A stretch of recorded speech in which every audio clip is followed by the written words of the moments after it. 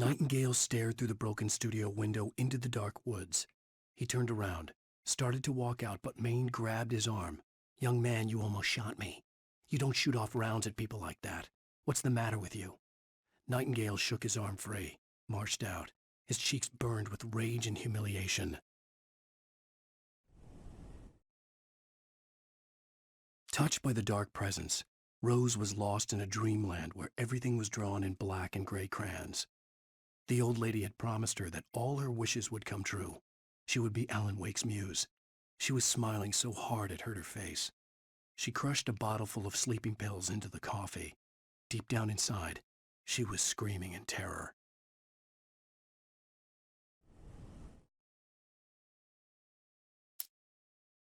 Danny had stepped out, but what stumbled back in was something else, something alien, a monster. Walter tried to kill it, first with his fists, then a chair. It wouldn't die. Instead, it kept coming, unaffected by the beating it had taken. After Walter managed to kick it down the cellar stairs, fear took over. He ran, got behind the wheel, gunned the engine. The booze wouldn't make him forget, but he knew he had to try.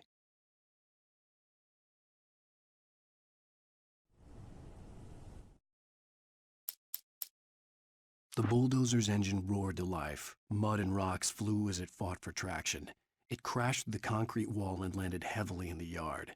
If it were an animal, it would have shaken its head after the impact, fixed its eyes on me, and charged. Of course, it had no head, nor eyes. Shadows crawled on its form, twisting it into a monster. Then, it came for me.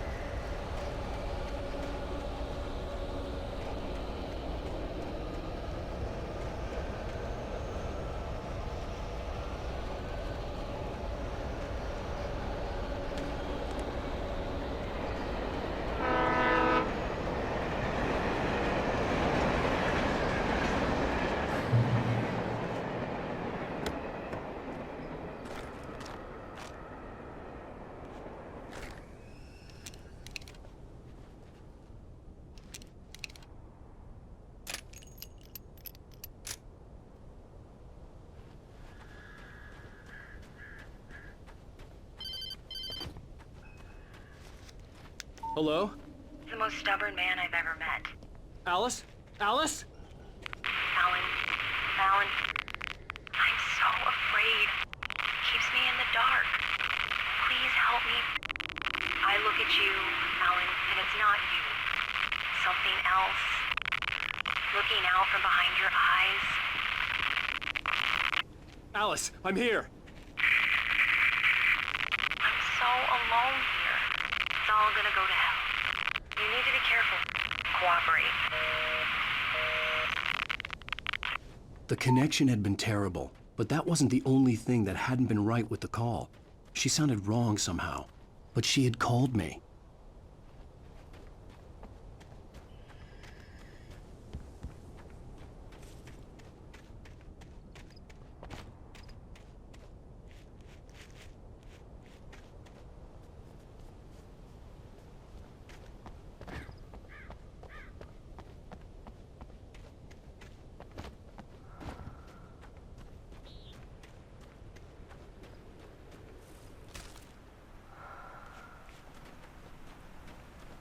I could see a railway bridge up ahead, and a warehouse of some sort on the opposite shore. I hoped I could find a car from there.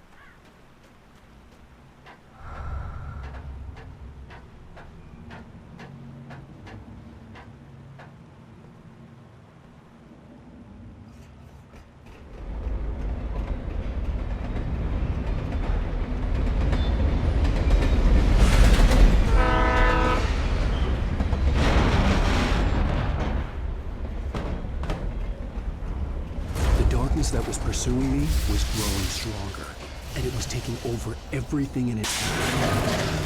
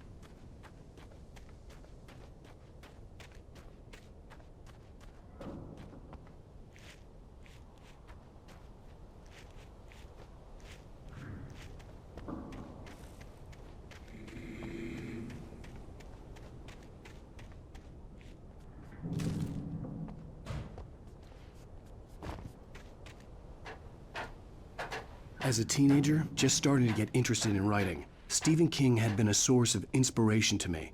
I thought about all the inanimate objects that had come to life in his books. No one is safe in a good horror story. Certainly not the protagonist. That's what makes them fun. This was anything but. The darkness could possess anything, and it was getting closer.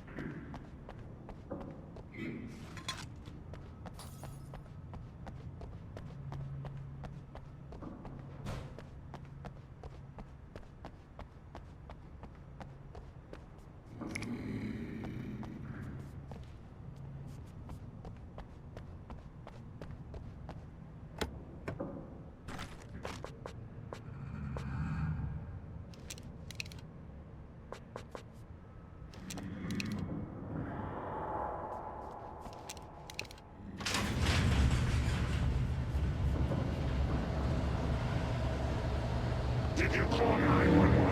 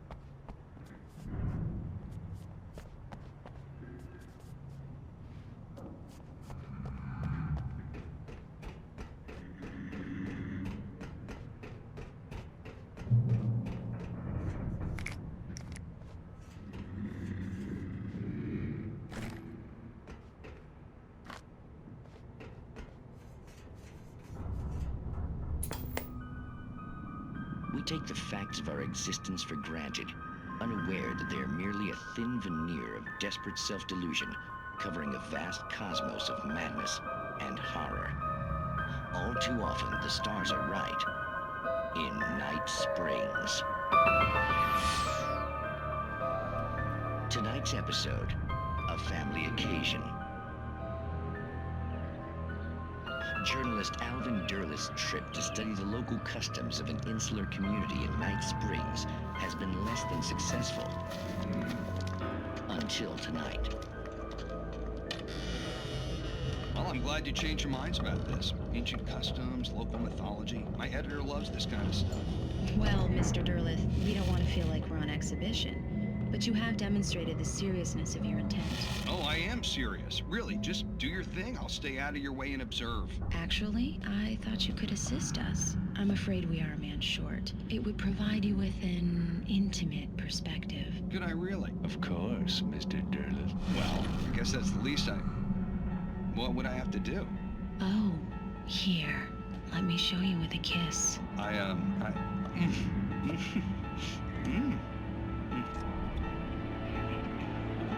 What did you...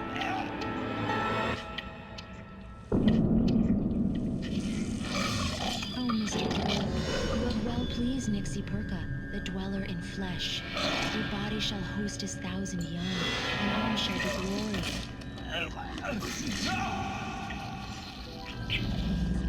Shh, darling, be calm. Shh. Alvin Derleth learned a harsh lesson. If you go looking for mythology, it may come looking for you. And such quests always bear fruit. In Night Springs.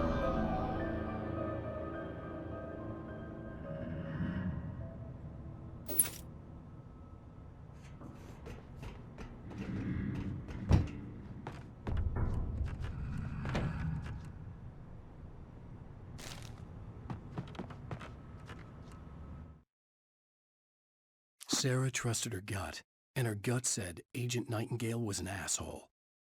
He felt wrong, and it wasn't just the smell of stale booze. It was in the way he flashed his badge, pulled rank, the look in his eyes when he wanted answers. Where was Alan Wake? What was this about an accident? Where was his wife? And most importantly, why did she let Wake go? He wouldn't answer her questions. Federal business was all he'd say.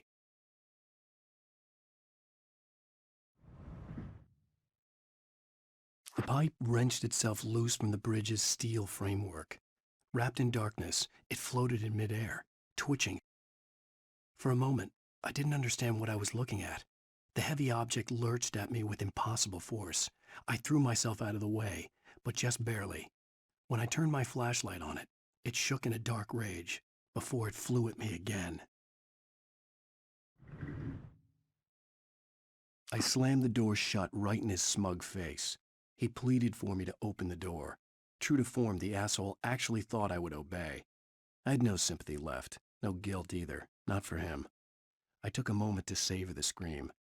I bet I had a smile on my face. It was all that I had time for. The dark presence was inside the lodge with me.